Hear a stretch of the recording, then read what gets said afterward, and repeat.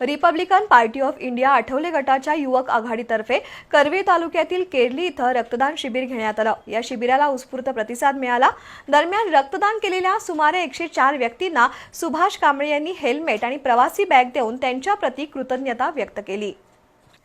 करवीर तालुक्यातील केरली इथं रक्तदान शिबिर घेण्यात आलं। रिपब्लिकन पार्टी ऑफ इंडियाच्या युवक आघाडीतर्फे राबवलेल्या या रक्तदान शिबिरात तब्बल 104 व्यक्तींनी रक्तदान केलं।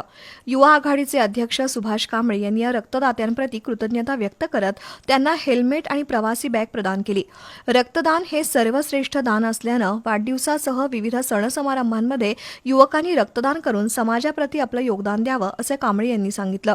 या कार्यक्रमाला कोल्हापूरचे युवा जिल्हाध्यक्ष अविनाश शिंदे, कामगार आघाडीचे गुणवंत नागटिळे, प्रदीप मस्के, संतोष कांबळे, माजी सरपंच विश्वनाथ पवार, भीमराव कांबळे, जालिंदर कांबळे, नितीन शिंगाडे, कुमार कांबळे, पवन कांबळे, अमोल कांबळे यांच्यासह केरलीमधील कार्यकर्ते उपस्थित होते।